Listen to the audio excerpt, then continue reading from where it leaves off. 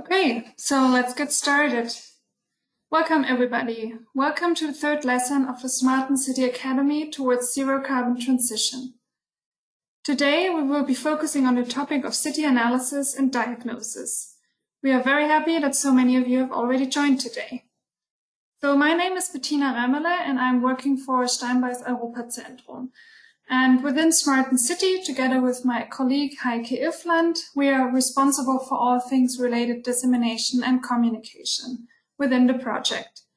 Heike is also here today, and she will collect any questions you might have during the training course in the chat box. So if you have any questions throughout the entire course of the training course, please just type that into the chat box by addressing the organizers. Okay, to make sure that all our internet connections will remain stable today, the speakers of today will briefly turn on their cameras to say hi to you all. So, hello everyone. But then we will turn them off again so that the internet connection remains stable. Okay, before we get started with the actual training course, let me briefly introduce you to the project.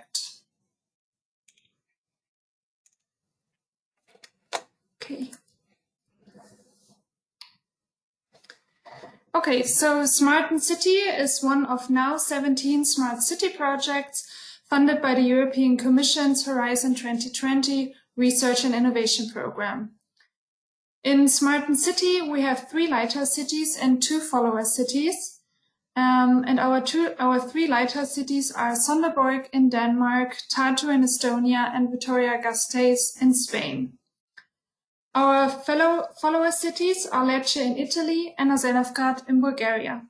And I just got a message that my internet connection is slow, so I will turn off the camera. So it was nice seeing you, and you will continue to hear my voice.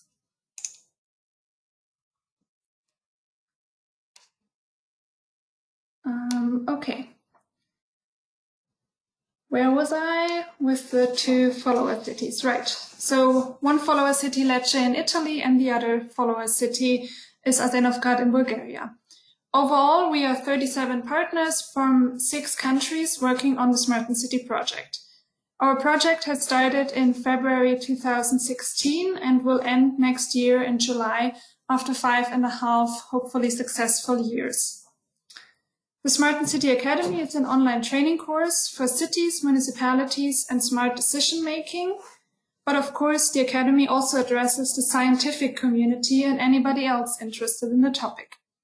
The contents of this training course have been tailored to the participants' needs, and it is supposed to provide a step-by-step guidance for your own journey towards a zero-carbon transition.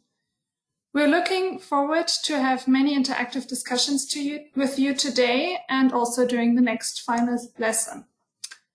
The first and the second lesson of this training course already took place in February and April, and you can rewatch a recording of these 2 lessons at our SmartEnCity website and also at our YouTube channel.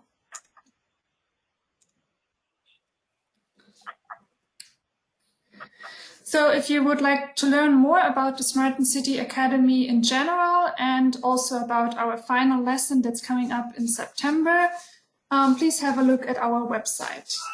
The 4th lesson, focusing on the SmartEnCity planning process, will take place in September 2020. So watch out for our email informing you about the exact date later this summer. In case you have any questions after the training course today, please feel free to send an email to info@smartencity.eu. And then there's one last thing before we get started. Please note that, I'll just have to please make sure that microphones are on mute so that there is no background noise. So this lesson today will be recorded and then it will also be uploaded to our website. And by staying in this webinar, you automatically agree to the recording. Okay, so let's get started. I just need to make sure everybody else is muted. Okay.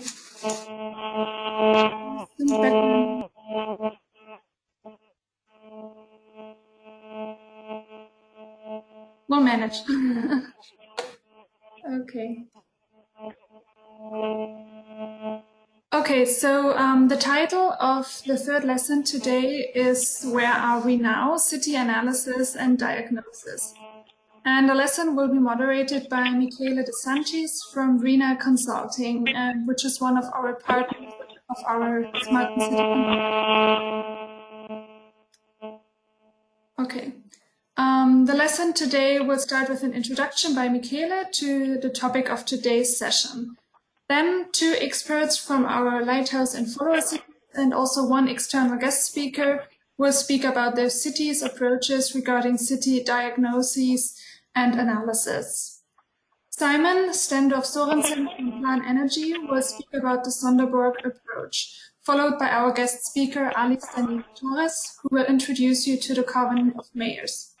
Finally, Ivanka Pandelieva-Dimova from the Sofia Energy Center and her colleague Georgi Angelov from the Asenovgrad municipality will speak about the approach of our follower city Asenovgrad in Bulgaria.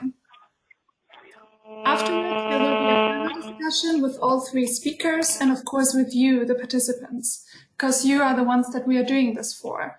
So if you have any question, either during the 3 pitches or then also later on during the panel discussion, please type them into the chat box and we will address them then during the discussion round later.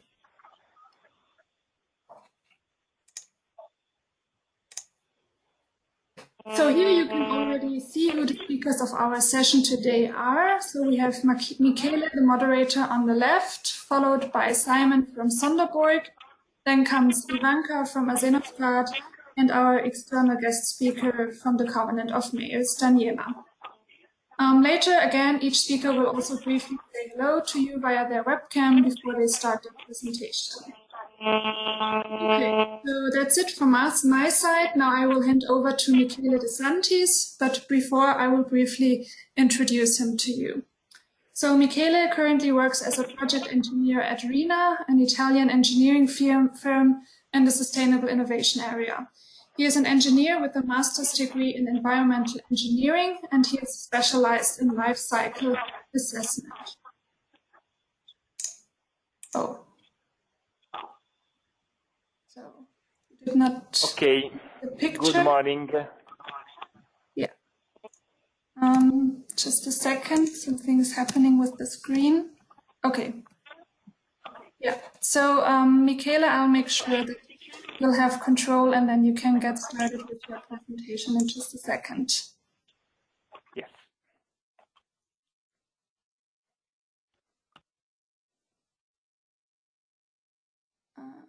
Okay. Okay, so now you can get started. Yes.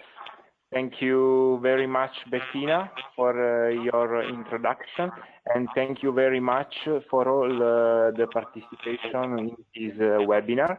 I am very happy to have all of you in this 3rd lesson of the SmartEnCity Academy.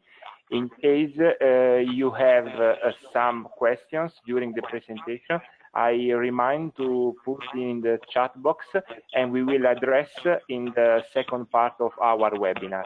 I really invite all of you to send us questions and to exploit the presence of our today experts. So I will now turn off my camera and I will start with the technical content. Okay, as Bettina was saying, we will try to share today some key lessons learned during this exciting project.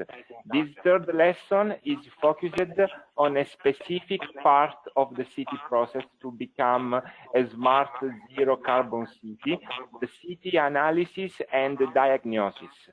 The main objective of this webinar is to invite cities to plan and to put in place a list of action for analyzing their environmental impact. It is important to know that globally the cities have a noticeable impact in terms of environmental performance. In fact, more than 75% of the world natural resources, more than 80% of the global energy supply, and more than 75% of the global carbon emission is linked to the cities. And in general, fossil fuel prices, coal, natural gas, and crude oil have risen steadily since the late 90s. And so this raises serious questions about the future sustainability of cities in terms of energy supply, their role in meeting global carbon emission reduction targets, and their ability to participate in the carbon economy. This sentence was stated during the meeting of the Division of Technology, Industry and Economics of the United Nations Environmental Programme. The Conference of Paris, the so-called Conference of Parties of the number 21, recognized the leading role of the regions and cities in climate action. Just a reminder, the main target fixed during the COP21 was to maintain the global average temperature well below 2.0 degrees Celsius and possible within 1.5 degrees. So the COP21 did not just see the unprecedented presence of over 150 heads of state, but also the massive presence of city mayors. And the more than 400 mayors were present to call for a more direct involvement in the negotiation, noting that any agreement resulting from COP21 would need to be implemented at local level, as well as to stress that cities can play a central and fundamental role in defining and implementing innovative solutions to reduce the causes and the effects of climate change, both locally and globally. Cities and regions have a unique capacity to address climate change compared with national governments and offer numerous solutions to advance climate adaptation and mitigation. Regions and cities are well positioned to experiment and pilot, often demonstrating greater ambition than national initiatives. Cities, for instance, like Copenhagen in Denmark or Helsinki in Finland, have all set carbon neutrality targets, as well as Sonderborg, which is one of the Lighthouse Cities of SmartEnCity project. Low carbon, climate resilient investment provides benefits such as avoided health costs, better energy security, and higher quality of life. Revenues from carbon pricing instruments or energy savings can also be reinvested in low carbon initiatives that benefit vulnerable populations.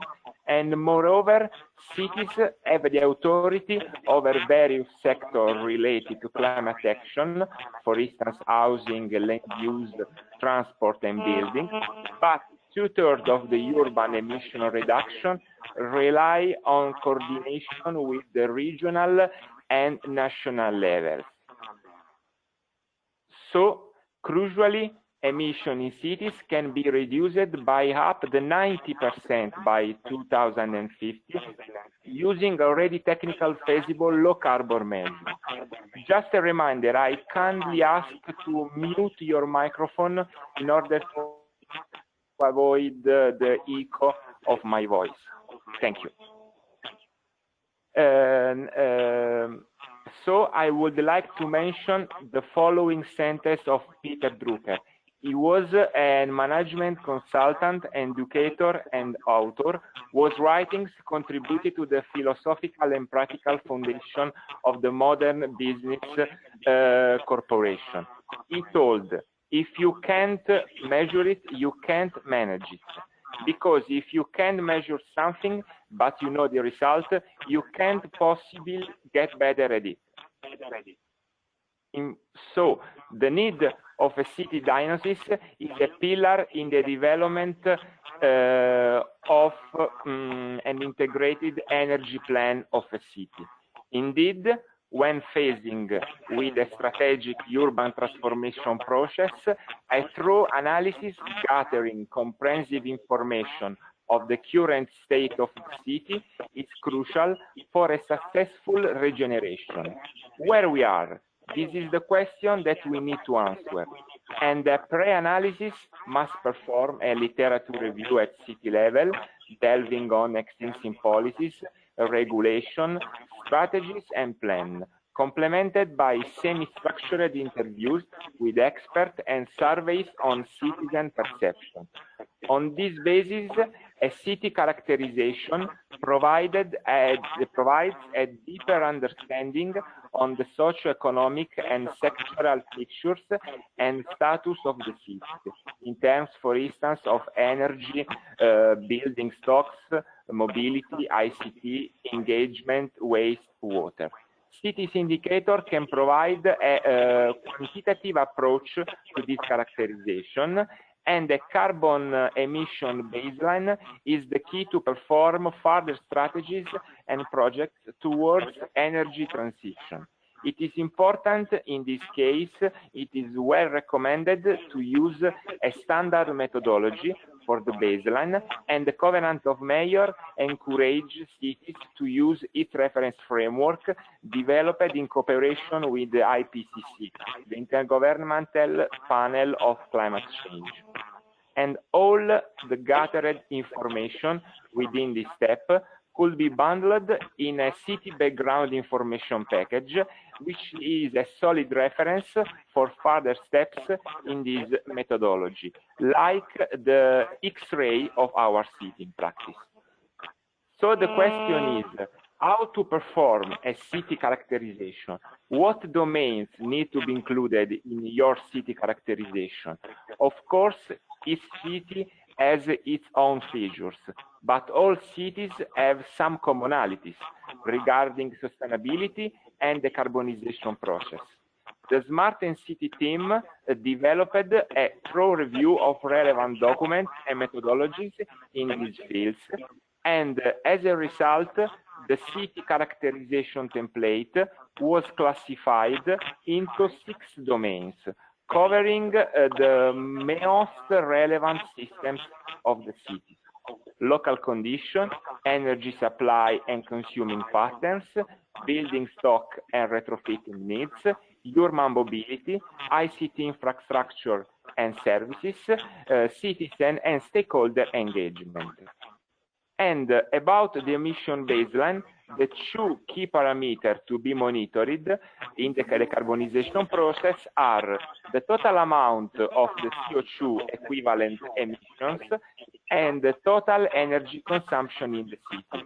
I mentioned equivalent because all the greenhouse gases like methane, CFC and so on need to be normalized to the CO2 emission. For instance, 1 gram of methane is equal in terms of greenhouse gas effect to around 22 grams of CO2. CO2 emission levels and energy consumption must be determined at least on a yearly basis in order to commission progress and impact of our action. So, for closing my presentation, I could say that collaboration is needed. The successful implementation of the Paris agreements depends from the ability of cities, local stakeholders and communities to rapidly gather the necessary resources and to develop a radically innovative solution to plan, design, build and manage cities in climate-sensitive and integrated manner. It is fundamental to define common measuring and evaluation methods, tools, practices, in first instance at national level, and then with reference to the international agreed guidelines and standards to pursue the objective of promoting the smart city concept. This also to maintain transparent the pledge and the results of the plans and action undertaken, and also to ensure that double counting is avoided. Well, thanks for your attention. Now it's time to see how cities are adapting this strategic approach to their local needs and context. In the next presentation, we will have some real-life experience from one lighthouse city and one follower city for our project, as well as from the external expert from Covenant of Mayor, Ms. Torres. Now I'm going to give the floor to our next presenter, Mr. Simon Stendorf Sørensen, who will present the case study of one of the three SmartEnCity lighthouse cities, Sonderborg, which is located in Denmark. A brief introduction of Simon profile. Simon is an engineer, with a master in sustainable cities from Aalborg University in Denmark. Now he works in the Danish energy consultancy company, PlanEnergi, from where he has 5 years of experience with energy planning processes as consultant for multiple Danish cities and municipalities. Please, Simon, the floor is yours. Yes, just can I very briefly interrupt? This is Bettina speaking again. So I guess you can all hear the echo, which we are very sorry about. That probably comes from somebody being called in via phone. So if one of you has joined via an actual phone and not via the computer, maybe you could try to leave and call in again, maybe from a different phone. That would be really helpful. Thanks a lot. And then I will hand over to Simon so that he can get started with his presentation. Simon, the floor is yours. Yeah, thank you, Bettina, and thank you, Michele, for the introduction. I will also try to turn on my camera so you can see me.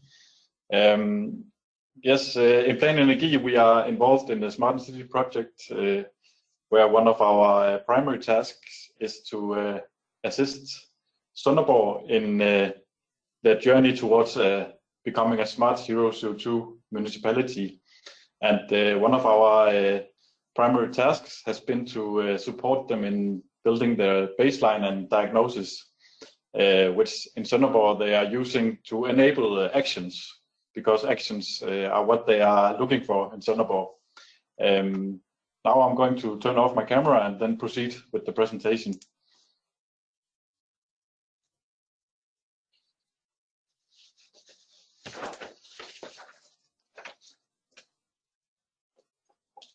So for baseline in Sonderborg, we use an Excel tool that we developed in PlanEnergi called the Energy Balance Tool.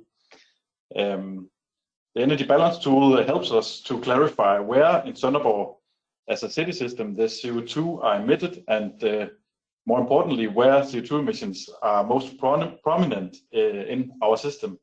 So as Michele said, it's important to be able to measure it, to be able to manage it, and this tool helps us measuring. It is a tool that is also used by follower cities in SmartEnCity, Lecce and Asenovgrad, and also by several Danish municipalities.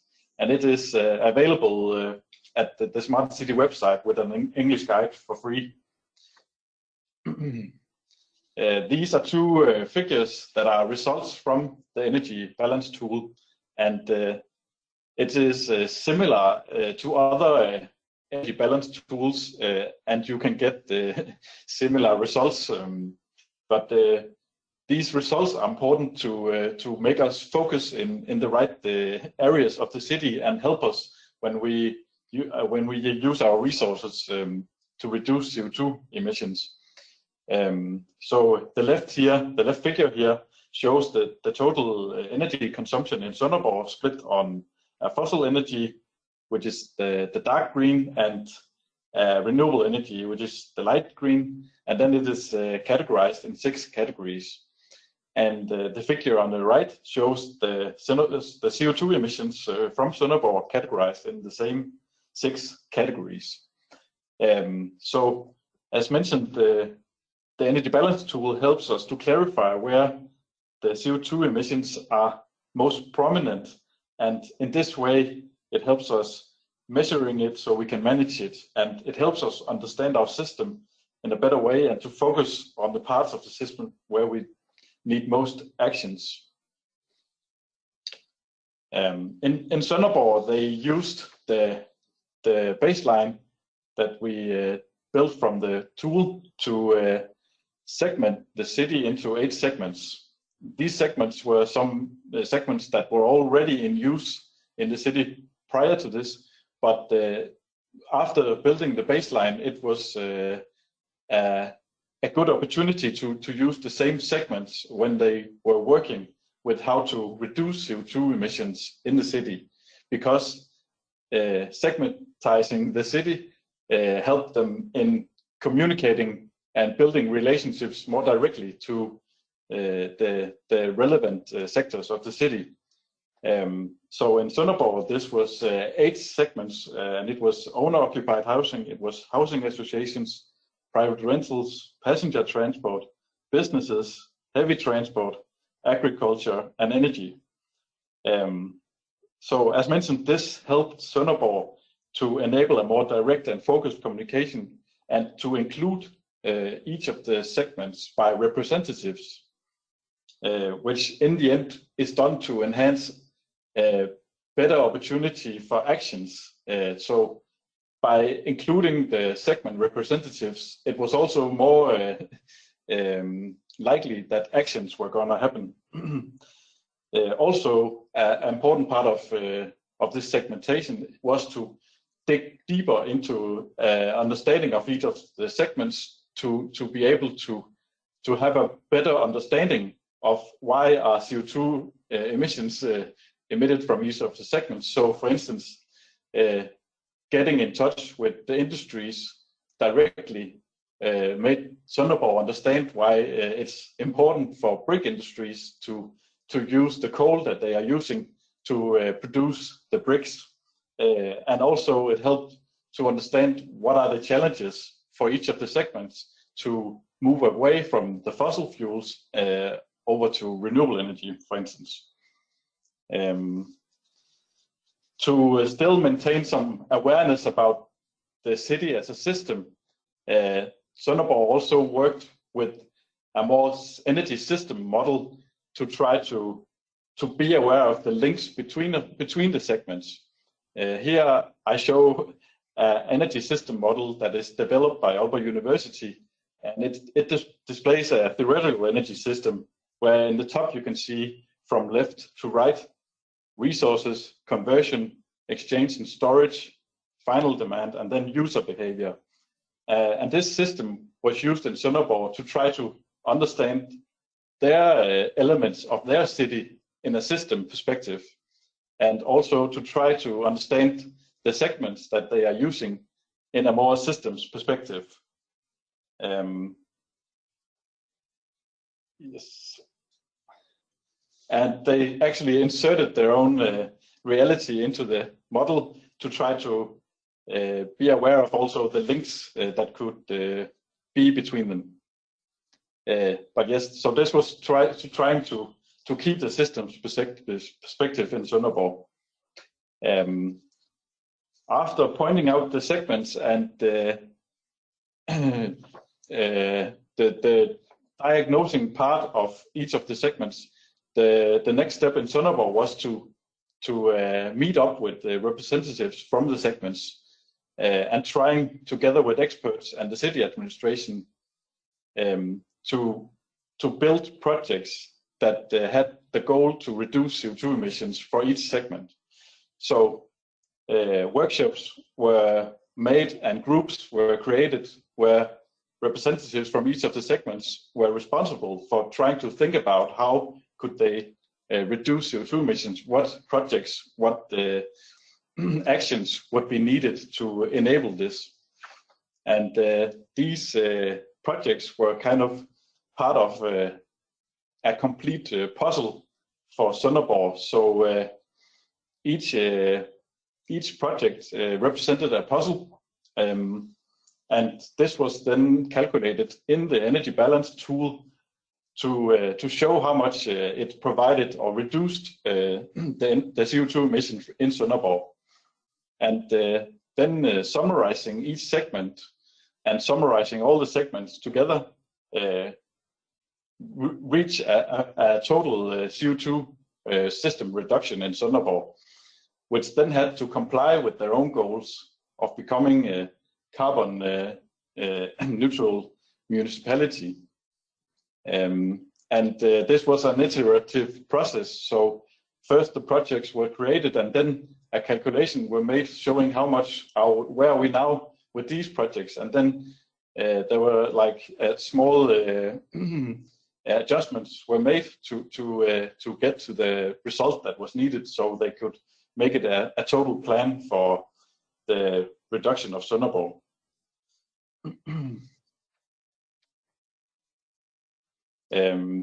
Yes, and in Sonderborg, the energy balance tool is also used for monitoring and reporting of how is the development regarding CO2 reductions happening. And yeah, here Sonderborg have been reporting their own monitoring report for several years. Once a year they do this, and also they report to Covenant of Mayors. And as mentioned, the energy balance tool can help them or are helping Sonderborg in doing both. And the tool, the energy balance tool, is have been accepted or approved by Covenant of Mayors as a method for reporting. So that was my last slide, and yeah, please ask questions if you have them. Thank you. Thank you, Simon, for sharing your experience of Sonderborg. It is really very interesting to notice how the city assessment has been used for the understanding and the assessment of the CO2 emission levels, according, of course, different city segments, and also for planning targeted reduction objectives. So the assessment, I can say, could be considered one of the pillars towards the concept of Sonderborg as a zero-emission city. Now it's time for our second speaker of today, Miss Alice Daniela Torres. Alice Daniela Torres is part of the EU Covenant of Mayor Office and acts as an expert in the Monitoring, Reporting and Evaluation Task Force. Daniela's work draws on more than 15 years of experience in energy and environmental management, climate change studies, public policy, and sustainable innovation practices. Daniela is an environmental engineer and holds a master's degree in sustainable energy development and city sciences. In parallel to her work in the EU Covenant of Mayors, she supports ICLEA as a technical expert in the sustainable resources, climate and resilience team since the 2018. Her presentation will deal with the important role of the Covenant of Mayors and the role that the Covenant of Mayors has in the city's process for becoming smart. Thank you, Daniela, for being here today. The floor is yours. Thank you very much, Michele. Thank you very much for this invitation. I don't know if you can listen me well. Yes, we can listen you. Yes, perfect. Thank you very much. Hello to all the participants of this episode of the SmartEnCity Project Academy. So as Michele mentioned, I am part of the Global Covenant of Mayors in the European Office. I particularly work on the Monitoring, Reporting and Verification and Evaluation Task Force, which is the group of the Covenant focused on the methodological aspects of city energy and climate action process planning. So today I would like to give you an overview of the Covenant of Mayors initiative, and also then I will give some insights on how all the smart city projects and the smart city solutions that are part of all the experiences that you have had in this academy are related to the Covenant of Mayors. I will also mention a little bit the importance of understanding and analyzing cities in order to take better decisions in the future. So just for the ones that are not familiar with the Covenant, it's one of the mayors initiative in the world. And here in Europe, the Covenant of Mayors, especially cities and towns, are cities that are taking climate and energy action to secure a better future for their citizens. This is an important thing also to know that the Covenant of Mayors is an initiative that is built and it's made for cities. So the cities are the reasons of our existence. One thing that also is important for you to know is that the Covenant of Mayors activities are aligned with, of course, the Paris Agreement that was mentioned previously by Michele in the beginning, and also with the 2030 Agenda for Sustainable Development, for Sustainable Urban Development. We also, the Covenant of Mayors is also aligned, of course, with European, on an European level, all the policy packages of Europe, everything that has to do with the adaptation strategy, the clean energy package also, and of course now with the EU Green Deal here in Europe. And it is the Covenant is an evolving initiative. We started a couple of almost a decade ago, and now we are supporting cities to establish their targets on a long-term basis.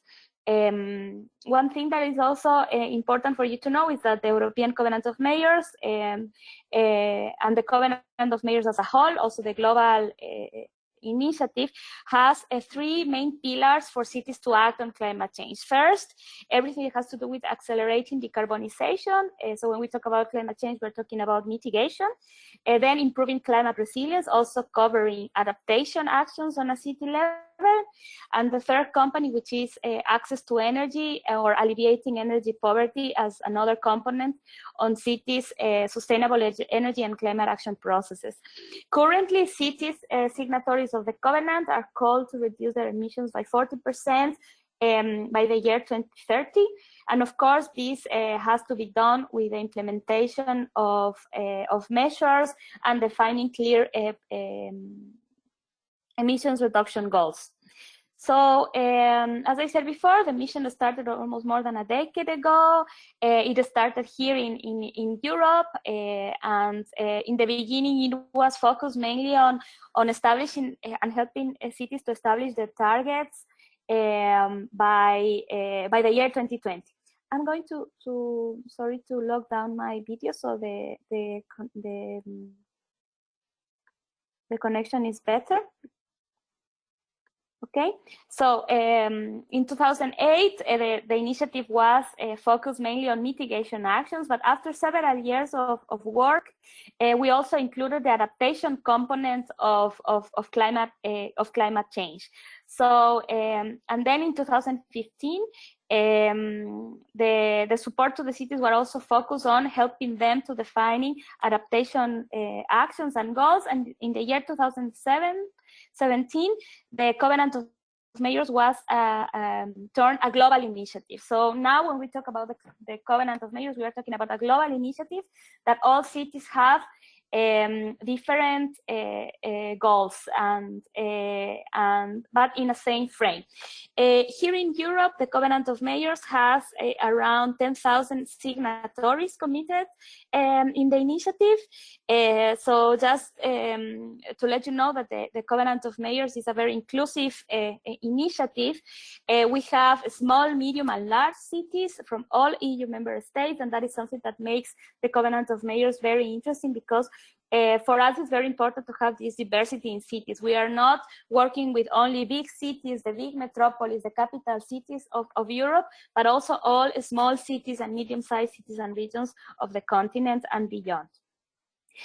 So when the cities are signatories or decide to be signatories of the of the covenant, the initial process takes place, which you can see here in this slide. So all the cities that have committed to the covenant, they have to do a baseline review. They have to assess their greenhouse gases emissions. They have to do, of course, their energy balance, as was mentioned by Simon, with the different tools. And the cities have to also develop the risk and vulnerability assessment in their city. So all the process of climate change baseline in the city. And they have to prepare what we call the SICAP, which is the Sustainable Energy and Climate Action Plan. That is the planning instrument that cities, signatories of the covenant, are using in order to define their actions and the goals on climate change in a local level. So the cities submit their plans. This plan includes the actions, it includes the goals, whether the cities, they want to reduce 40% of emissions, 30% of emissions by certain year. Everything is included in this SICAP, okay? After the submission of the SICAP, all the cities are called to do an implementation and monitoring and reporting of the results of this SICAP, and the cities have to submit the reporting every year or every 2 years, depending on the initial commitments of the city. But this is a cycling process that allows improvement on performance for all the cities. You might have listened in the different webinars or in the current work that you do, that there are cities currently developing a SICAP or cities that have also developed a SIAP, which was a sustainable energy plan.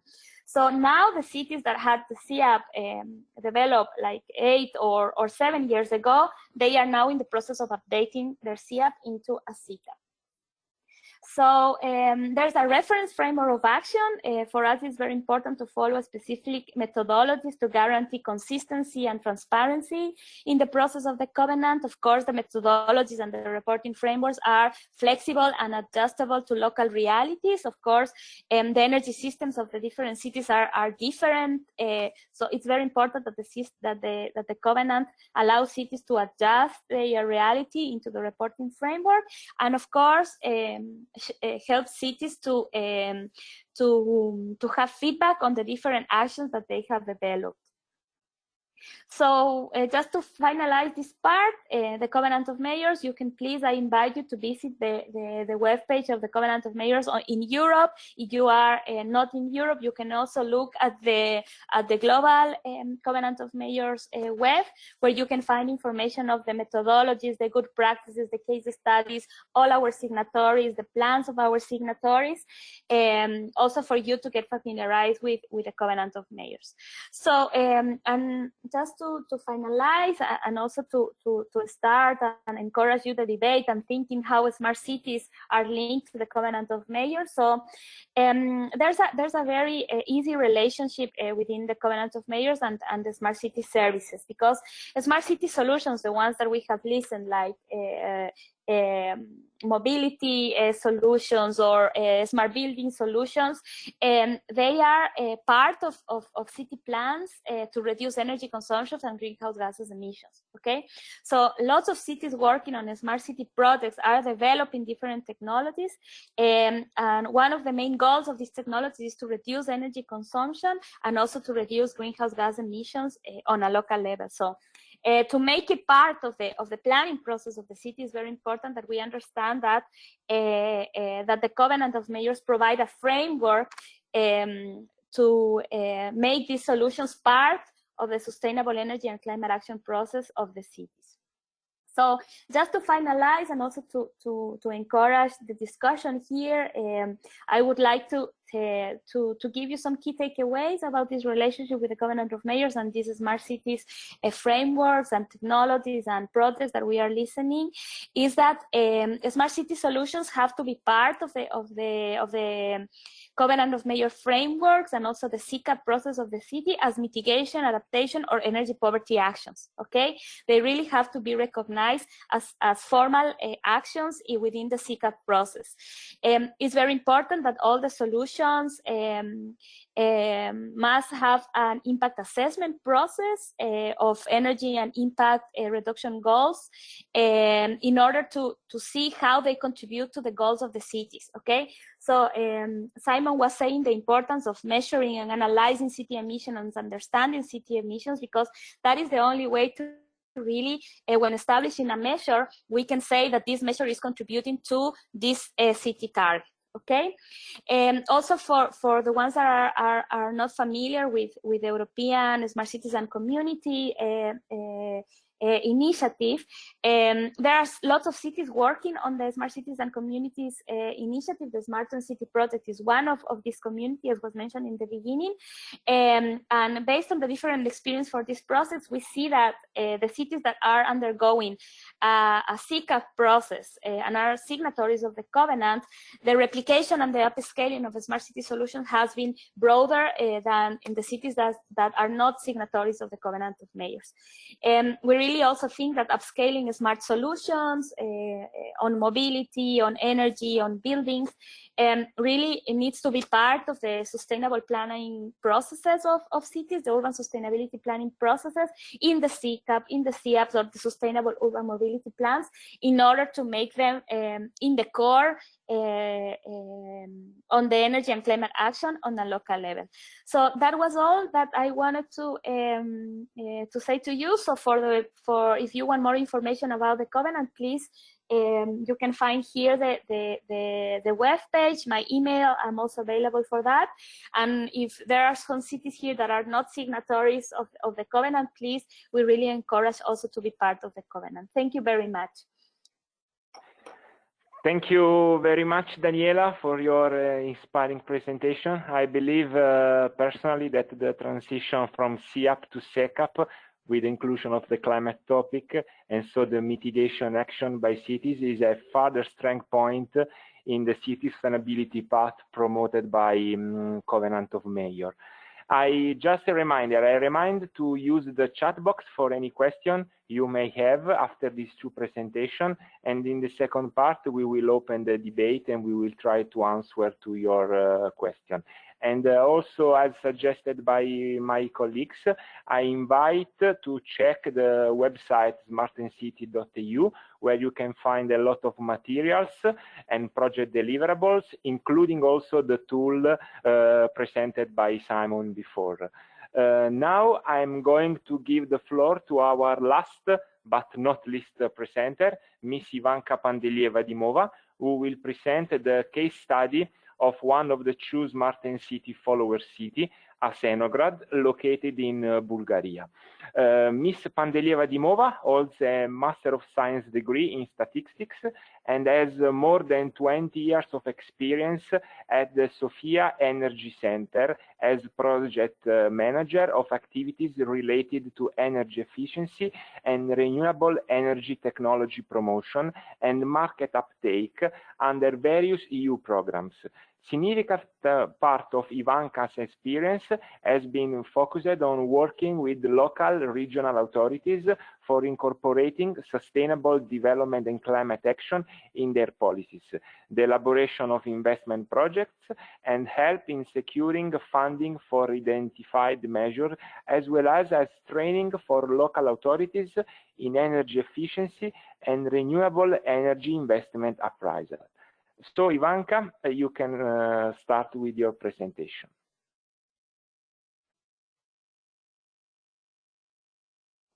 Hello, hello, Michele. Thank you for the introduction. Hello, everybody, and thank you for joining our discussion on the way we can at least try to turn our cities to smart energy and climate cities.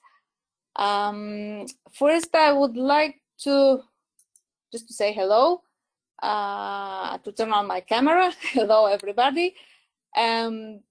Just for you to see how I look, and then I'll turn it off because I believe it will be much better for the connection and for you to hear me. So I would like to present a couple of slides with Asenovgrad experience related to the baseline establishment and city diagnosis, but also in a more broader sense, our experience in our journey to become a smart and sustainable city, and of course, our efforts and challenges that we met in this journey, and how we coped with them, and how we were helped in this journey by the colleagues from SmartEnCity project. Let me see. Yeah, my first slide. This is just, I will not go very much into detail. This is just to present our city. It's not a big one. It's around 70,000 inhabitants, including the surrounding neighborhoods, the city itself and the neighborhoods around. It's located in the south central region of Bulgaria, very close to the second biggest town of Bulgaria, which is called Plovdiv. And it's rather far for the Bulgarian dimensions. It's rather far from the capital city, Sofia. It has a very diverse and pleasant and beautiful relief, because part of the city is located on a lowland, and another part of it is located in the mountains, which provides very good conditions for tourism, and there are a lot of water resources, and also spa, like hot springs in the area, and also very beautiful mountain forests, but also conditions for agriculture because of the lowland. So our experience started, our experience and our journey within SmartEnCity project started from previous actions and previously done things. One of them is joining the Covenant of Mayors in the year 2011. Daniela also already presented the initiative. It's a developing initiative, of course. We were one of the first cities in Bulgaria to join and to prepare and have approved Sustainable Energy Action Plan. It was done in 2012. Since then, the plan has been implemented and also monitored.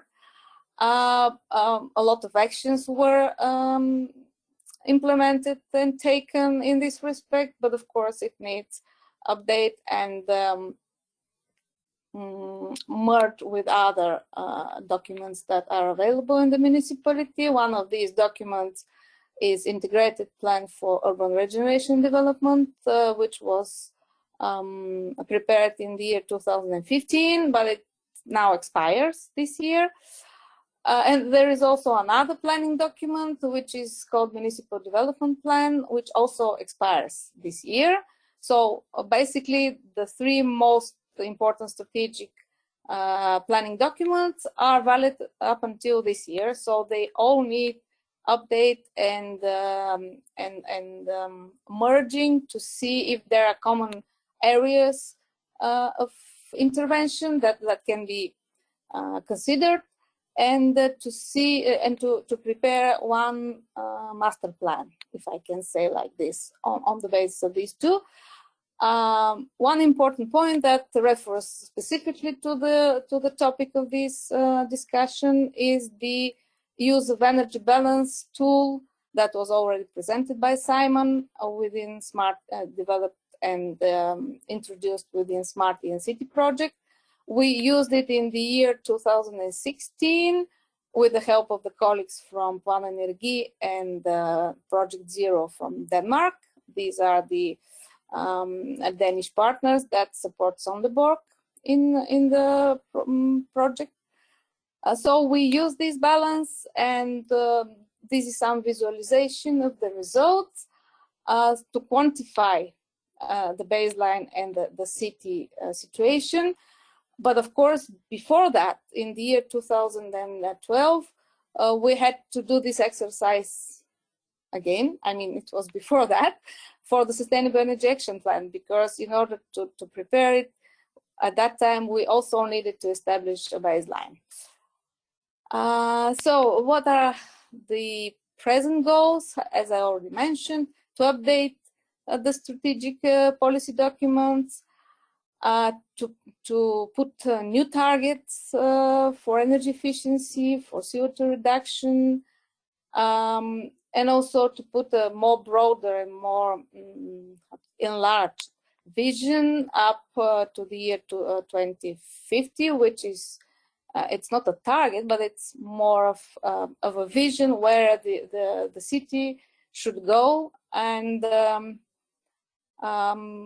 briefly or overall to know what are the sectors and the fields that should be stressed or focused in order to get close to this vision. Another target, another goal of our exercise within SmartEnCity is to merge the three documents I already mentioned and to have one master plan where integrated solutions from different areas are introduced.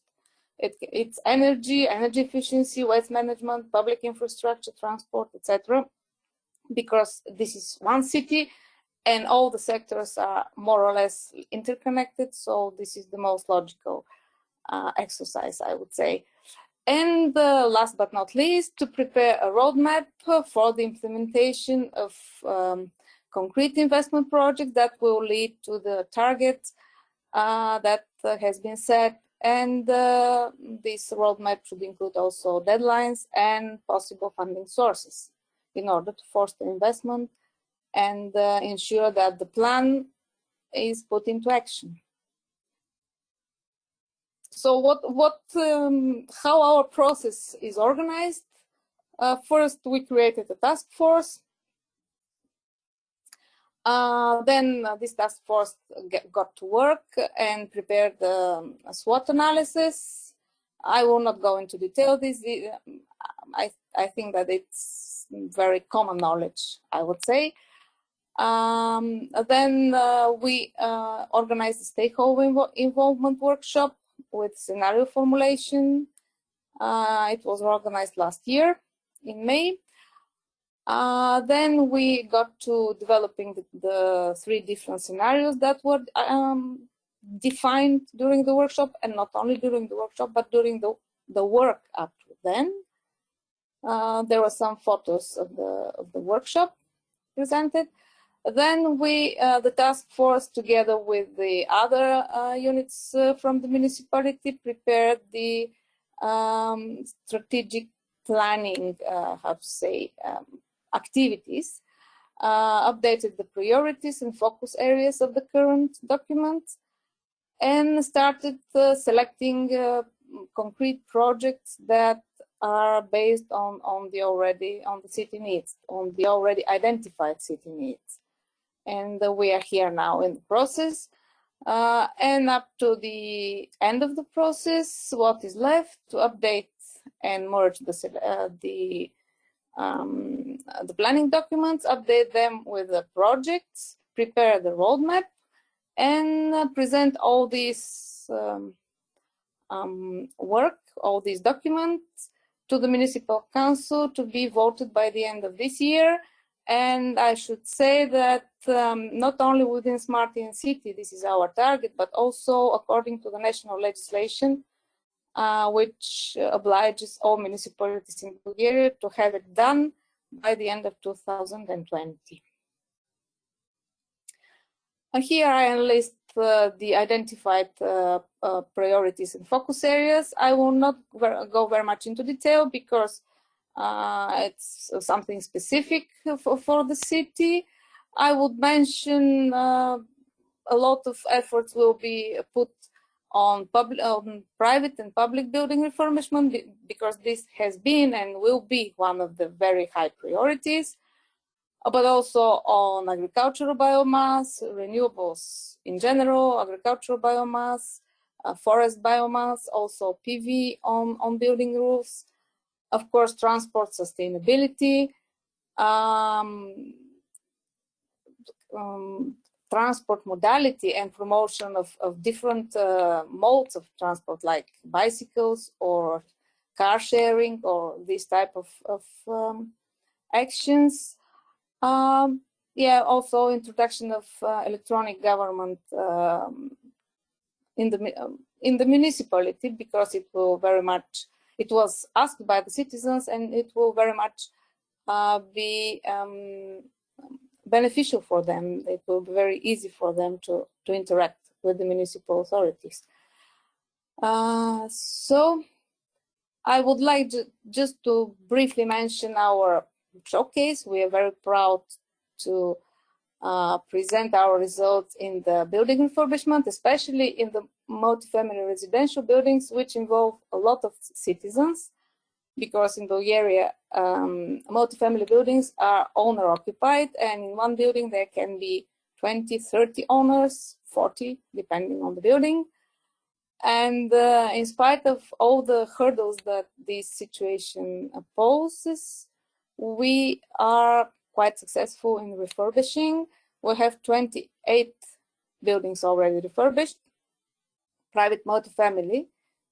This is, I don't know, it's about 500 units, even more, with a total investment for over 12 million euros. We also have public buildings refurbished, which is also a priority. And because it's very important to work with citizens in this area for private building refurbishment, so we have done a promotional campaign among citizens. And actually, I've put here 2019, but it's an ongoing exercise. It's still, we are still doing this. The promotion, I mean.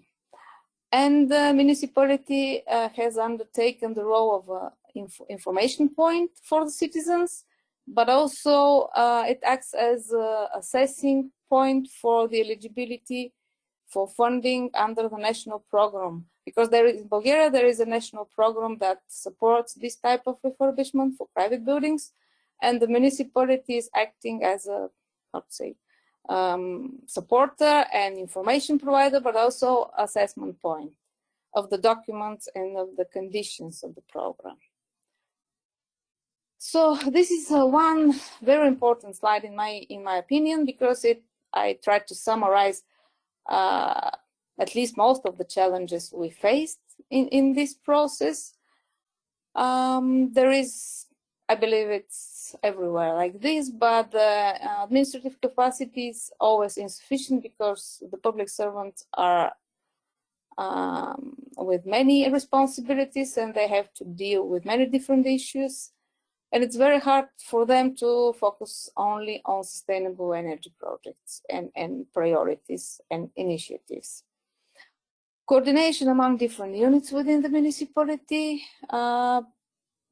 it was quite, and it's still quite of a challenge for us, because we are in the process of integrating planning documents from different sectors and different fields, and it requires a lot of cooperation among different units, and sometimes it's not very easy. People have different visions on the future, so it's quite a challenge.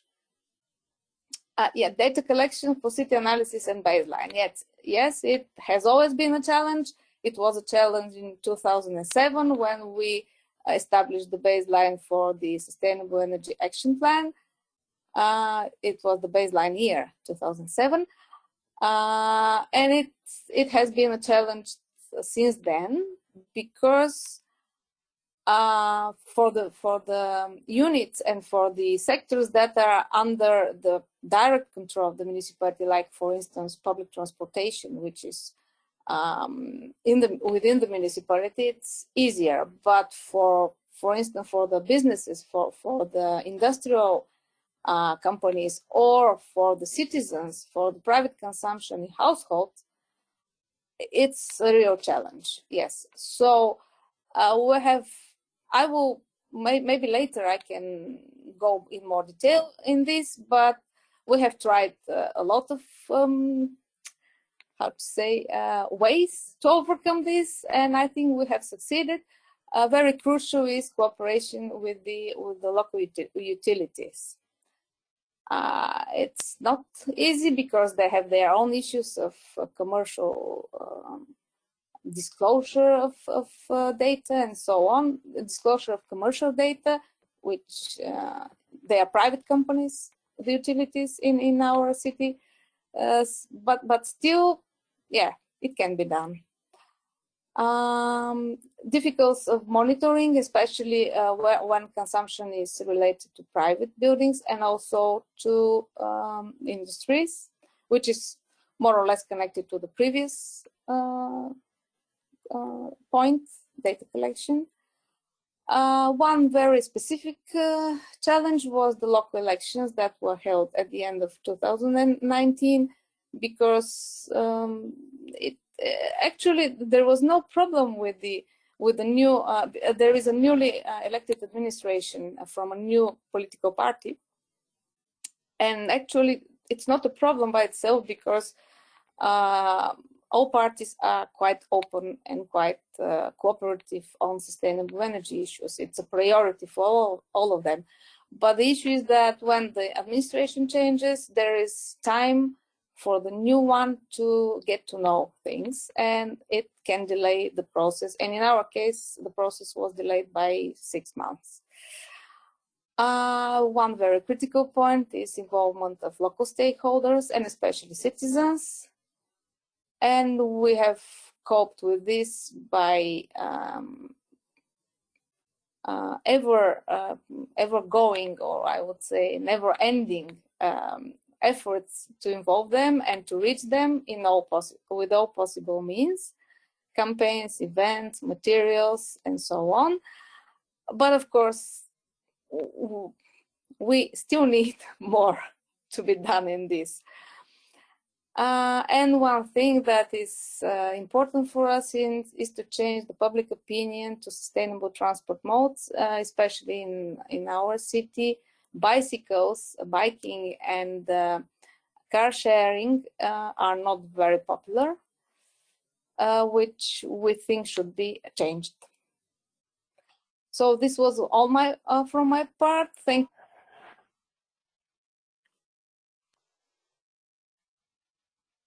Thank you, Ivanka.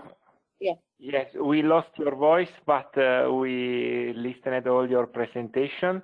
And I can see that also in Asenovgrad, the energy transition process is successfully continuing with solid basis, coming, of course, also from the city assessment you did. Now we have almost 1 hour for the roundtable discussion. And so I again invite to the audience to send us the questions that you can have. And I hope that you have been inspired by this presentation. And thanks again to our city representatives and experts. I will start now with a couple of icebreaker questions in order to give to the audience the time to write and to send us further questions that are already arriving. I have a question for Simon regarding the experience in Sonderborg. My question is if have you found a good collaboration from the segments you mentioned in the providing data for energy balance, and consequently you exploit this data for developing a specific project? Yeah, Michele, thank you for that question. Yeah, firstly, I think whether you have a collaboration with the segments, as was the case in Sonderborg or not, you should be able to collect your data. Of course, when you have this collaboration with the segments where you talk directly to the segment representatives and have meetings with them, it makes it easier to collect the data, and it can also help to increase your data quality, actually, because obviously when you meet them you can ask them for the data, but you can also discuss the data with them, normally when you send a request for data from a data supplier, it can be difficult for the data supplier to understand why is this important for me to deliver data. But when you have a collaboration where they are involved in the process and they are engaged in what it is that is going on, like it was in Sonderborg, then they will also have a better understanding of why this is important and what the results are going to be used for.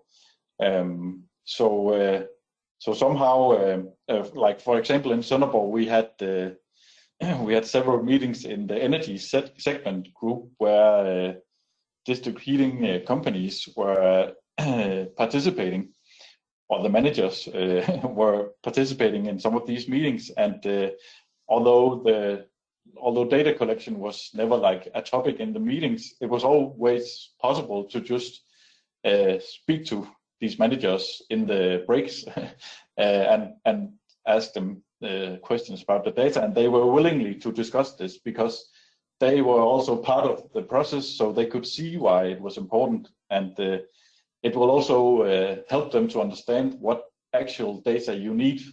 So sometimes it can also be difficult to understand for a data supplier perspective what data is it actually that I need to send, and then you will just get the data that they can get the most easy way. So okay. I think that was the answer. Thank you, Sam. Yes, I totally agree with you also from the NLCA, so life cycle assessment point of view. It is important to explain which kind of data you need, and the physical meeting are of course very useful for this point. Thank you again.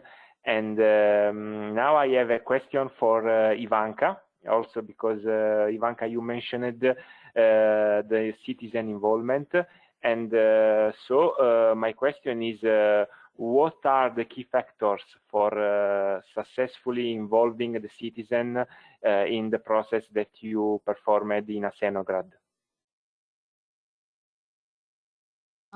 Thank you, Michele, for this question. Actually, involving the citizens was one of the biggest challenges in our activities, because it's very important.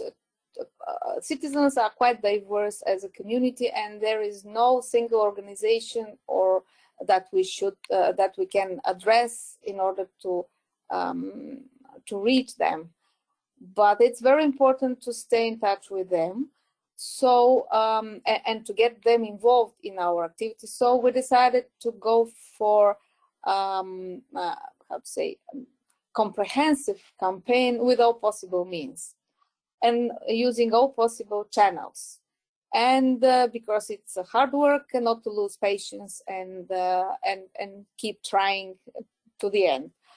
This is especially referring to city analysis and diagnosis. It's not only figures, because yes, for figures we have found ways to find them.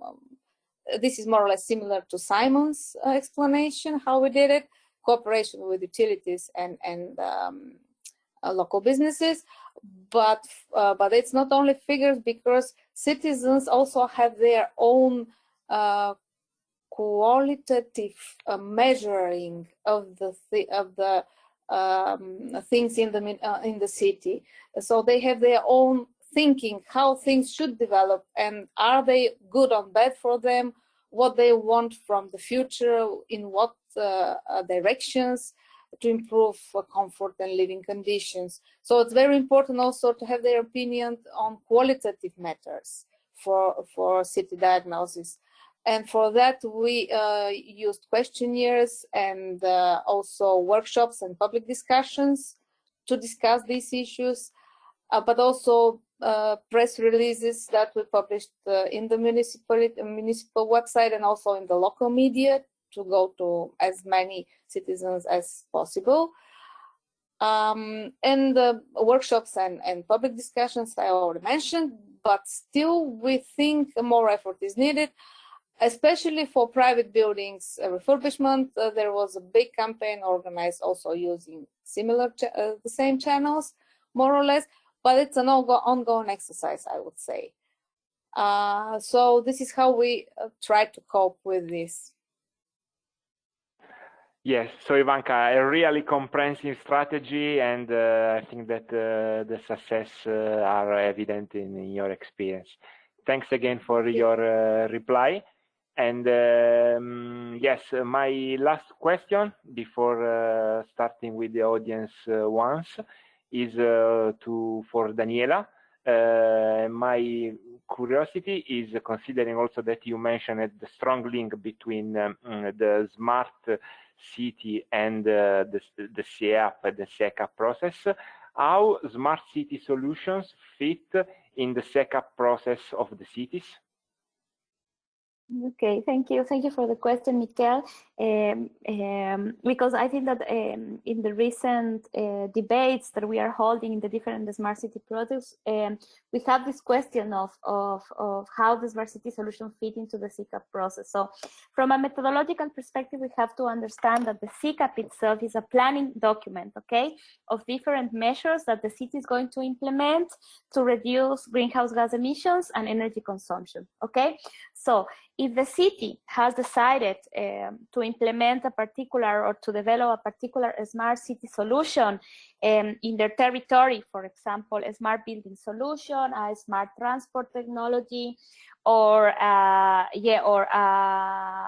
those two examples, those actions have to be formally part of the SECAP planning process. So for the city has also in the analysis, in the initial analysis that they have to develop in the SECAP, they have to define the emissions of the building sector. They have to define the emissions of the transport sector. So all the smart solutions that are implemented in the city have to be recognized as mitigation action. It means that mitigation that are actions or projects that reduce emissions in a certain period of time. Okay, so that has to be very well accounted, and the SECAP framework provides the tools and the mechanism for the cities to account these in terms of CO2 and energy emissions and energy consumption reductions. Okay, so to summarize my answer is that the smart solutions or the smart city projects, they have to be part of the mitigation actions of the SECAP, okay, in order to really stream it into the city goals of reducing emissions or energy consumption. Okay, thank you also to you, Daniela, for your kind reply. And yes, I think that now it's time to start with the audience question. And so I will ask to my colleagues if there are some questions from the audience. Yes, hello. This is Heike speaking from the Steinbeis Europazentrum. First question, can you hear me very well? Yes, you can. We can hear you. Yes. Perfect. Yes, we have received quite a few questions, very different topics, and I try to address as many as possible. The first question was given by Evgeny regarding the energy balance. And it is, how is the data collection process organized? Who is involved in this, and how people from different sectors are motivated to present the data? So that means to explain, there's a lot of information and the participant wonders how this data is to be collected. And I was in contact with Ivanka. You volunteered to give the first answer. Yes, Heike, thank you for giving me the floor. Actually, that's a very topical question, and we have encountered this issue for several times, as I already mentioned. It was actually a bit explained in my and also in Simon's presentation. For us, the key thing was to have good cooperation and to invite different stakeholders that dispose of this data that is needed, to invite them in the process, to invite them for meetings, or to go to one-to-one meetings if necessary, but also by phone. And email is not working well, I would say. it usually requires a direct contact. But the crucial thing is to have good cooperation with for instance, with local utilities that have data for instance, electricity consumption on the municipal territory. In our case, how are they motivated? First of all, they are informed quite well why we ask for this data, and because this is the municipality, they can be sure that it's impartial. I mean, we will not make bad use of their data, or will somehow make some trouble to them, because these are private commercial companies. That's the issue, especially with utilities, but also with the local businesses that are big energy consumers. For instance, there is a big consumer of energy on the territory of Asenovgrad, and it's very important to communicate with the management and to explain to them why we need this data. So this is my answer. In general, so good cooperation, invite them, and try to persuade them that this is beneficial also for them, because we all live on the same territory, and they work there, their work is there, but their employees live there. So it's important for all of us. So basically, this is my answer. I don't know, maybe Simon has, I don't know. Yeah. Thank you, Ivanka, for this first answer. I'm sure that Simon has got any good answers as well, as you know, he has explained this energy balance tool. And Daniela from the Covenant of Mayors has volunteered as well and has got a tool in her toolbox. So may I give over the voice to Daniela first? Yes, Heike, thank you very much. So yeah, just also for this issue of data collection is very important, and how is the process. So also for participants to know that the Covenant collects data from the thousands of signatories that we have. And we started doing that a couple of like more than 5 years ago, based on an Excel template that cities had to give. But now there's a platform which is called My Covenant platform that all cities enter, and they put the data there. So all the information from the energy balances or from the greenhouse accounting processes, and also the information on the projects and the city goals, are now reported online. And I just wanted to mention this because this is very important, because this allows benchmarking processes, and all cities can access to this information, so they can see the emissions also from other cities. So that is a very interesting tool, and cities are now reporting. And with that, the different stakeholders on the smart city community and the Covenant of Mayors, we can see aggregated emissions, or the evolution of the actions and the emissions and energy reductions from the different cities in the platform itself. So here, Heike, you have shared the platform link. I also encourage the different participants to explore a little, and also to explore the Covenant webpage, where you can see the different data from the different cities. Okay. Yes, we have forwarded your link to your platform. Thank you for this good, hint and advice. Yes, and I have directly another question to Simon.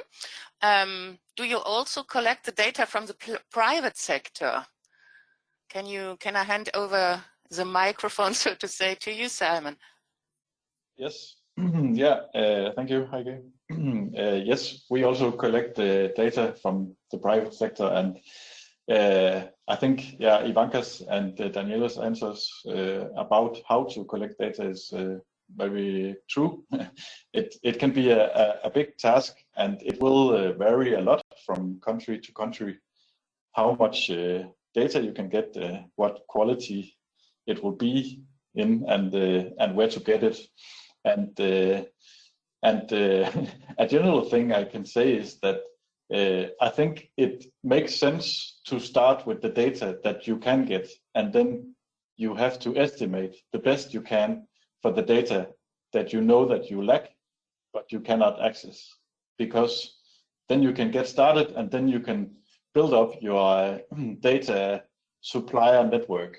Because as Ivanka also mentioned, it can take some time to talk with these data suppliers, and maybe you need to have several contacts or meetings with your utility companies or your industries.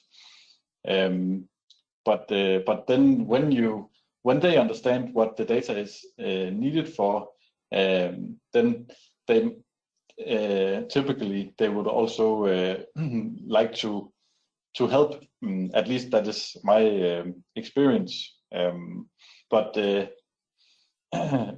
Yeah. So about the private sector data in Denmark, we have a certain a quite good data quality that is collected in a national level by the Danish Energy Agency. So, for instance, for private industries, they report to the Danish National Energy Agency how much fuel they are using once every 2 years, and this data we can access.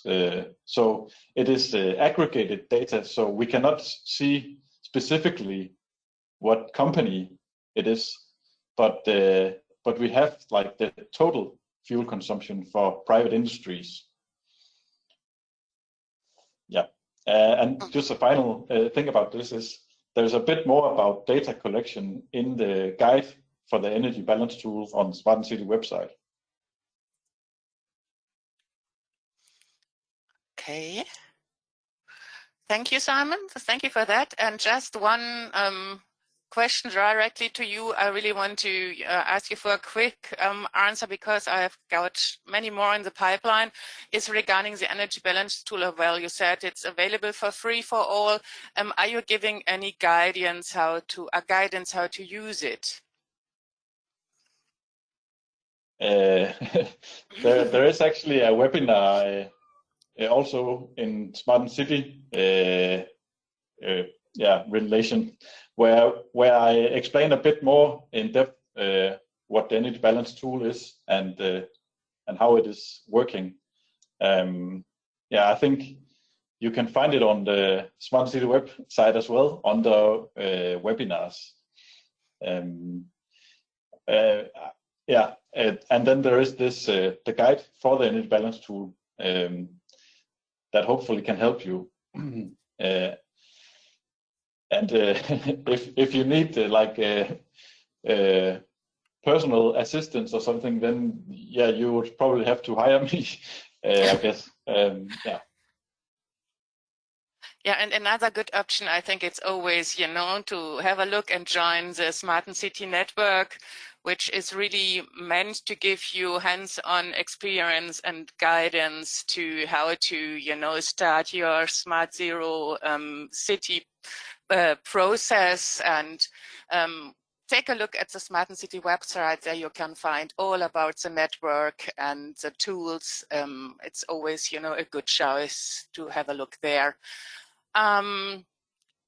If I could proceed, I have received questions regarding the stakeholders and the stakeholder involvement as well. For instance, I would like to know how to involve citizens and how to define target groups to involve. I mean, which criteria you see to define target groups in order to represent the citizen needs. So that's a very huge question. Who would like to answer? I can start. Thank you, Simon. And it's on behalf of Sonderborg, because this was Sonderborg's way of doing it. But they looked at the citizens in terms of how their ownership of their homes were, because when they communicated to citizens and what they wanted to know about their citizens was very much what will make the citizens want to refurbish their homes, or how can we engage in this discussion of making refurbishment actions happen. And so because of this perspective, they looked into citizens as private homeowners and as housing associations, and then there was also private rentals.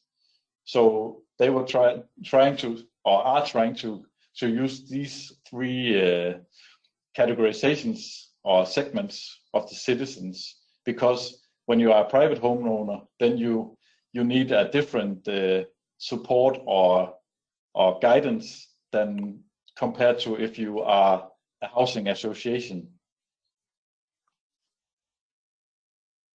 Mm-hmm.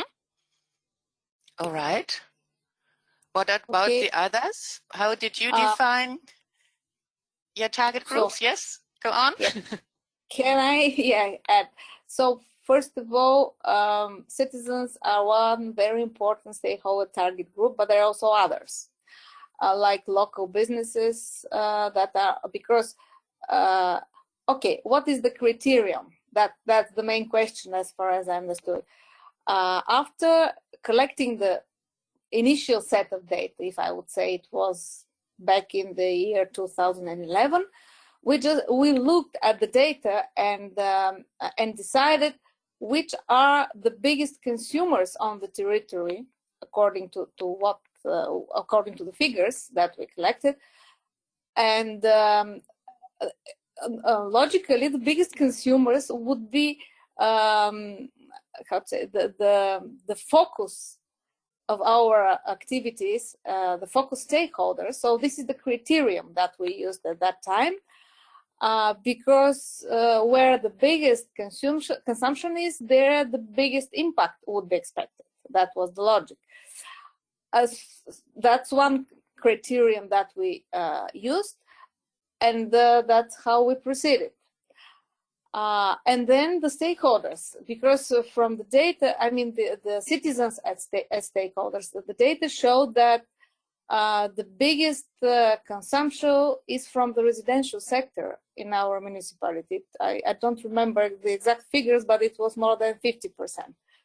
So this is a very clear, it was very clear indication for us that we have to address citizens. Not only this, of course, I already mentioned that citizens, everything is done for them actually, because they live there and they should benefit from all our activities, and the municipalities is there to serve citizens actually, because citizens are also employees, not only I mean employees in the industries that work on the municipality. So this was the criterion, and I would say that citizens are always there, no matter which other stakeholders would be chosen. In our case, there are also some agricultural from the agricultural sector stakeholders, from the industry, but citizens are always there. And the big challenge is that they, as already mentioned, they don't have any single body to address. Referring to Simon's point, in Bulgaria and in Asenovgrad, but also in the whole country, most 95% of the residential units are owner-occupied. So we presume that we deal with the owners. Tenants are very, very seldom to deal with. So these people are owners of their homes. In many cases, these are multifamily homes, that there are many small owners in one building that has to be refurbished as a whole, which poses another challenge, that you have to deal with many owners for one building. But yeah, that's it. Mm-hmm. Okay, thank you. And you have answered a question which I haven't raised yet, but which was given in as well. You have answered this question and referred directly to your presentation that you have to select the priorities and the focus area of your measures and activities. And the question related to that is how to select the priorities and focus areas. Is this a decision of the politicians? Actually, yeah, there should be political will I would say. But it's not, first the experts should do their part and present to the politicians justification of how the priorities are chosen. So yeah, of course, at the end, all documents should be voted in the municipal council and approved by the mayor, who are politicians. But before that, experts should do their work to justify the priorities, because there is a lot of scrutiny about this, and it's normal, I think, on behalf of politicians. And in our specific case, how we chose the priorities, I would explain briefly. First of all, this is where the biggest consumption is. For instance, private residential buildings. This is one criterion. Also, big industries that function on the territory. So we focus their sector. For instance, there is an industrial enterprise. There is also one winemaking industry in Asenovgrad. So we focus on them. But also there are also agricultural cooperatives that have a lot of waste biomass, which can be used. So this became a priority naturally, because there is biomass there. Why very close? I mean, within the municipality. So why don't we use it if possible? There is also PV potential. So it depends. The second criteria is the available potential for renewables, different types of renewables, and also for energy efficiency, depending on the status of buildings, both private and public. So this is also a criterion, potential that is available. So biggest consumers, potential, and yeah, that's it, I think. Mm-hmm. Okay.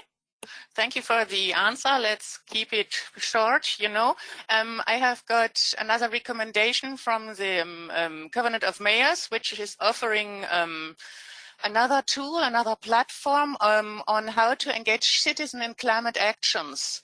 So it's emphasizing on digital social platforms, and we will put the link into the chat box so that you can all have a look and make use of it and know how to approach your citizens.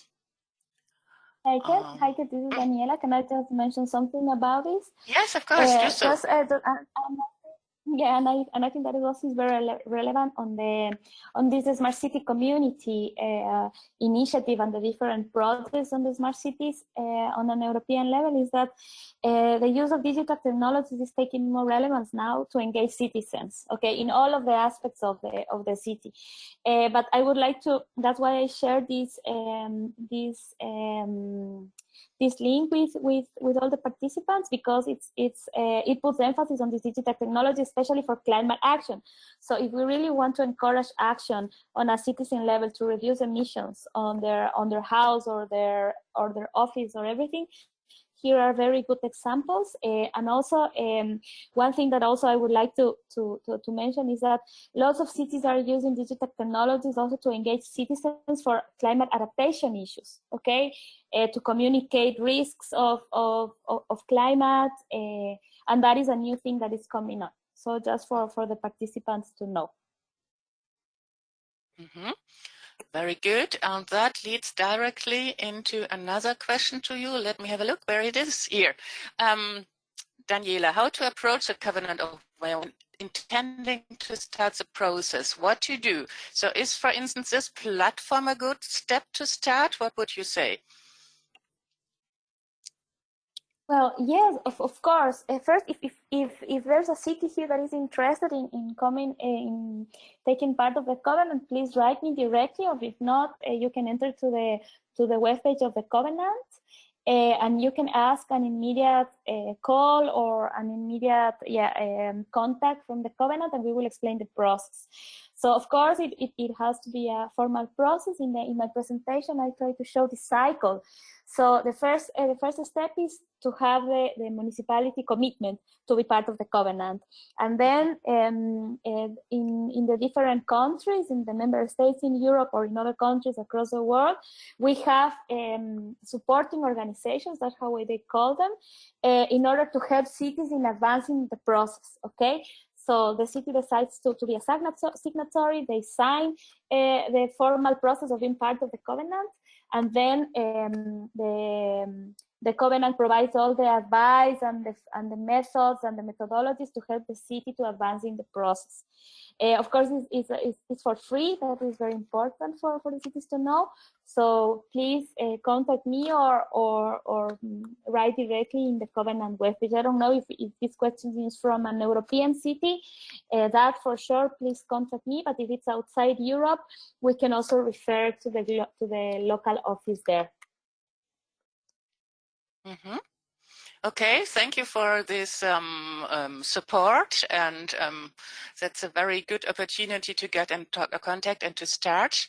And talking about inner and outer European cities, I have a question from an Ukrainian participant as well. I would like to raise, I think it's referring back to data collection. May I just read it aloud?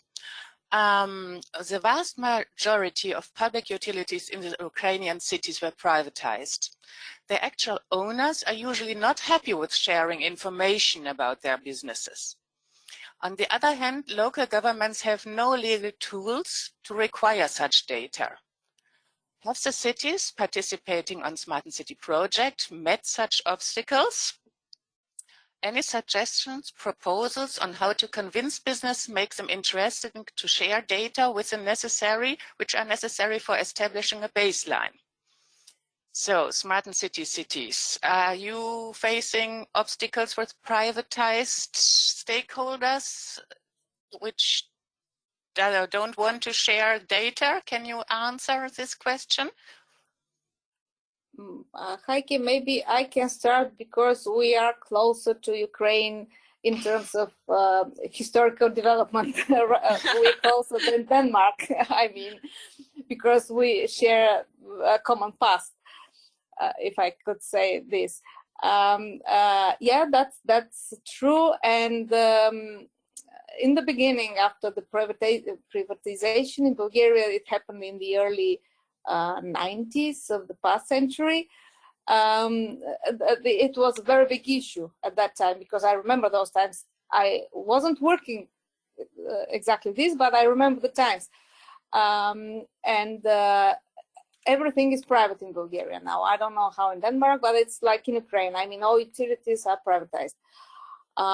Yeah, and this was a big issue at that time, and it's still an issue because they have their own how to say confidentiality issues within the private company, because they are parts of bigger holdings or bigger companies. The Bulgarian ones, for instance, in Plovdiv and in Asenovgrad, the electricity company is owned by an Austrian conglomerate, if I would say.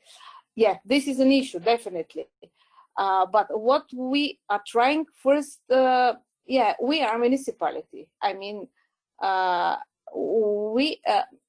although they're private, they still, how to say, feel the need to collaborate with the municipality, because municipality has a lot of leverage, if I would say, to influence even private companies. But what is more important is that we try to make them aware of why we do this, and then try to expose their willingness. I mean, if they are willing to participate, that means that they are willing to improve sustainability on the region, and they can show off this in their own profiles to their own clients.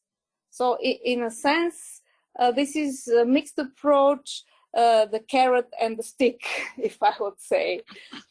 That's how we do it.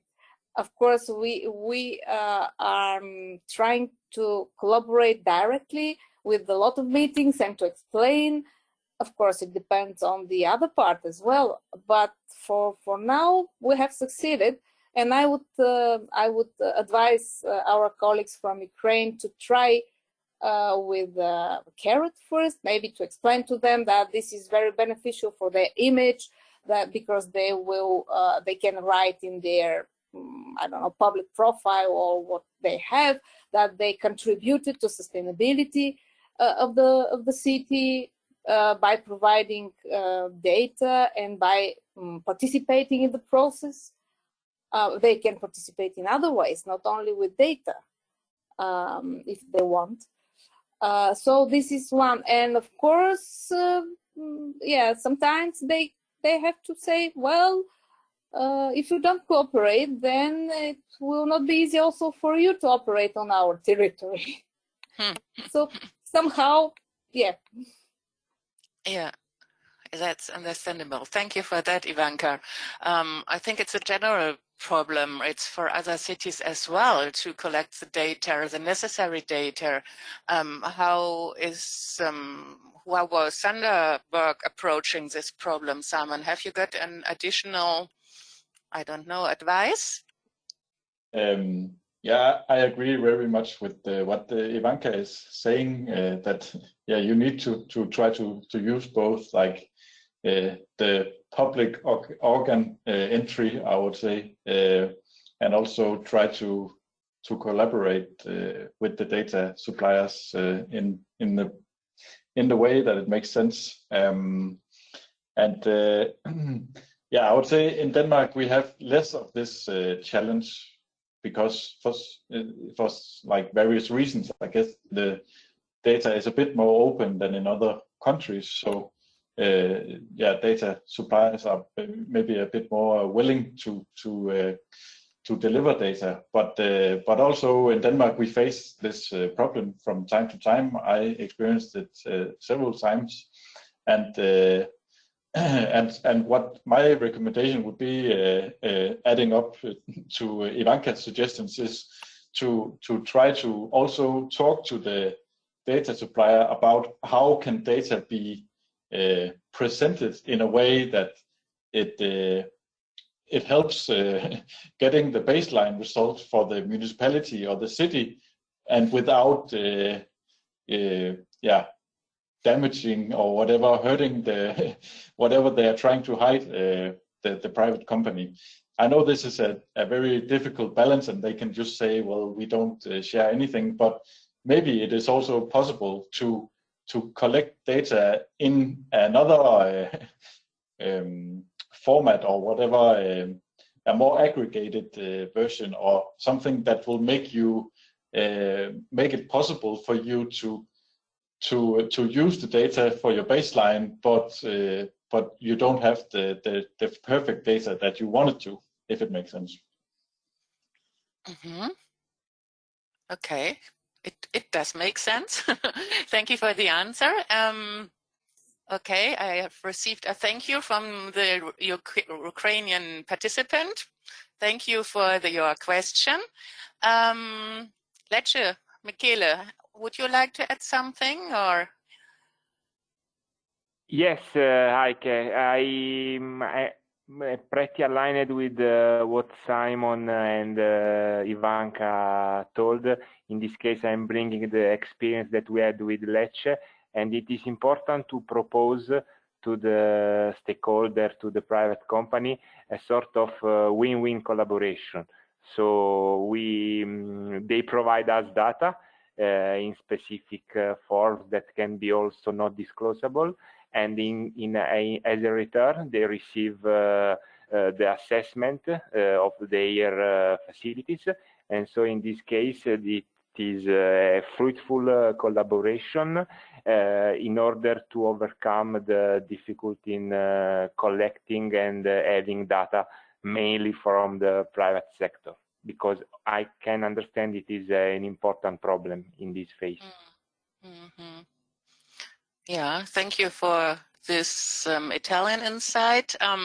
Yeah, it's a collaborative process. It's not only citizen engagement, it's stakeholder engagement as well. And it's really, you know, important to get all stakeholders on board and to emphasize on the win-win situation.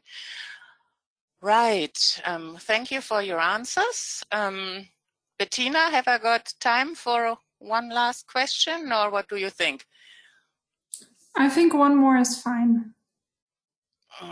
Okay, maybe the one about financing.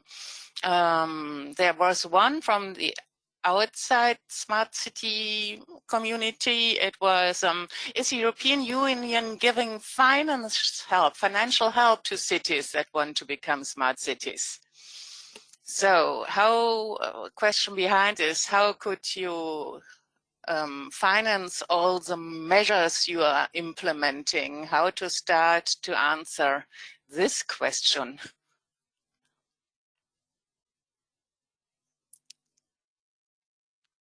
Okay, maybe I start again, Heike.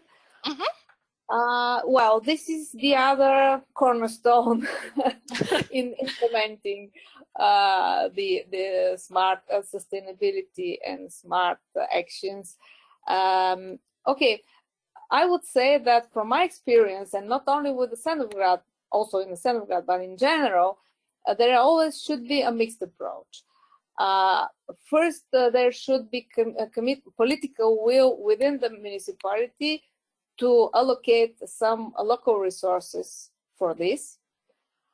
Of course, depending on the situation, different municipalities have different means, different financial means, I mean, different budget, different income. But still, if it is recognized as a priority, high priority by the local political establishment, then it's possible to allocate funding. But of course, it's I know it's not much. The second thing is to try to incentivize and push private investment, which is, I know it's very hard, but it depends on the profitability, because energy efficiency can be in some cases profitable. So if there is such possibility, we do this. I mean, we go to the private companies and private stakeholders and explain to them pre-feasibility studies show that it's profitable, you can make money of this, and so on, and it works in some cases. So this is second path, second approach. And of course, public European money like structural funds or other means within the European Union are also used. This is the third, how to say, approach to approach this money. But usually there are conditions, the co-funding and some data, some feasibility analysis.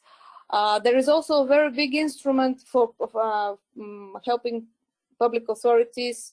This is ELENO funding for big projects, but there is also PDA assistance within Horizon 2020, which is for smaller municipalities.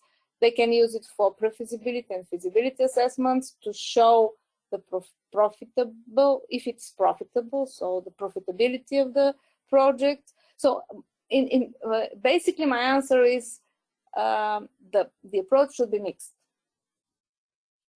And also national programs. There is a big national program in Bulgaria for private residential building refurbishment, which is a national initiative. So a lot, I mean, you should look everywhere and try to deploy whatever is possible. Good.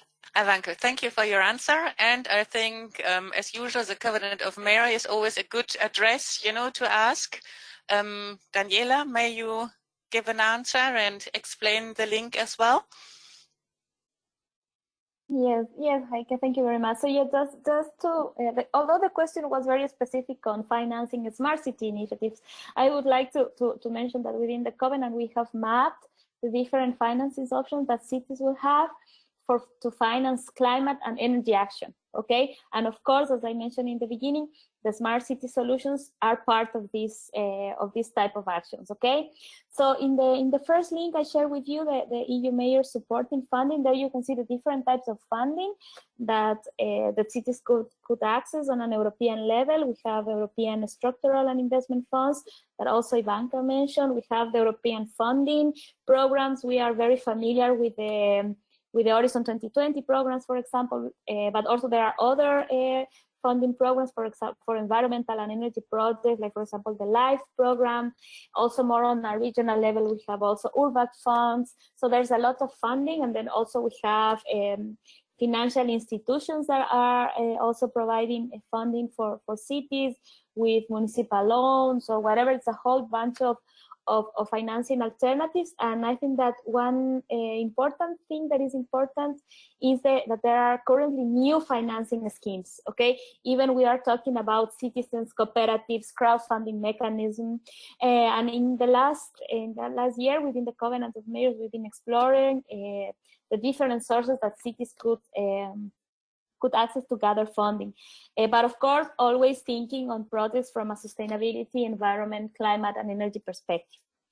And then the second link I also share with you is also because I'm also part of the Smart Cities and Community projects. I participate in other Lighthouse City projects like Grow Smarter and Rugerize, other sister projects of the SmartEnCity. And currently we are promoting the AEP, the European Innovation Partnership on Smart Cities and Community, and the Marketplace, where we want to foster cities participation and meeting investors for a smart city project. So I also encourage participants to visit the Marketplace, and also if cities are interested to get in funds, well, the Marketplace is now the European Commission a portal of trying to get cities and investors on smart city projects. Mm-hmm. Yeah, that's a good final word. Thank you for your answers. Right, I think time is tight. Oh, sorry? Yes, I think that we are almost arrived to the end of today's webinar. I would like just to thank you to all the speakers and to the audience for this fruitful discussion.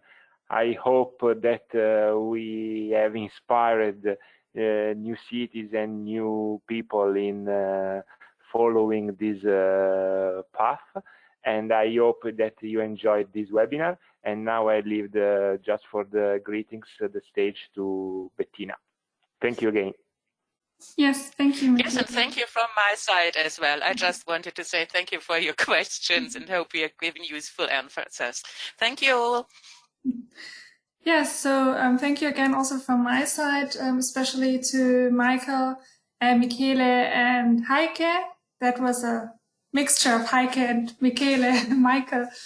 Michele and Heike, and also, of course, to our three speakers, Simon, Ivanka, and Daniela, and also Georgi, who helped prepare the Asenovgrad presentation in the background. So thank you all very much from Steinbei's side, from SmartEnCity side. I know a lot of work went into this, into the preparation, and I'm so happy that it turned out so well and with such interesting discussions. And a big thank you again also to the audience, because without you, of course, we couldn't do this webinar and we couldn't answer any questions if you wouldn't send us any questions. So that's really great. So thank you again for that. Before we all say goodbye, I just want to remind you that overall we have 4 lessons here. So 3 have already taken place. 1 more is to come.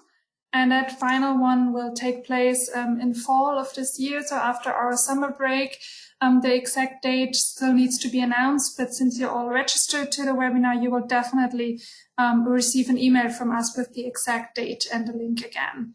So the title of the final presentation will be Envision and Planning. And here we will talk about the SmartEnCity planning process. And we are very much looking forward to hear presentations from Merit Tatar from the Institute of Baltic Studies to represent our Lighthouse City Tartu. Then we have again Michele de Santis from RINA, but this time in his position as a follower city of Lecce expert, so to say. And then we'll have Alberto Ortiz de Elega Ola Solo from Vicesa from our Lighthouse City Vitoria, speaking about their approach. And we will also have an external speaker again, but that still needs to be announced. So yeah, as we said, this is an interactive training course, so please keep sending us your questions. We will follow up with a short feedback form after today's lesson, where you can be very honest and let us know what went well, where you think we should still improve if there is something, and please put all your questions in there that you have in general about the Smart City process, but especially also about next lesson's topic. And we will be very happy to address them then during the next session. And those of you that participated in all 4 sessions will receive a certificate from the SmartEnCity Academy. If that isn't something to look forward to, I don't know. So yeah, if you need further support, it has been mentioned a few times, we also have the SmartEnCity network at our website. You can just have a look, and there you will find more like really one-on-one support as well, if you are looking to turn your city into a smart city as well. So that's it. Thank you very much, both from our SmartEnCity entire project team from Steinbeis Europazentrum, and we very much look forward to welcome you again this fall for our final presentation. And remember, you can rewatch all 3 first lessons at our website and check back if you have any questions. Thank you and goodbye. Thank you. Bye-bye. And goodbye. Bye-bye to all. Bye. We keep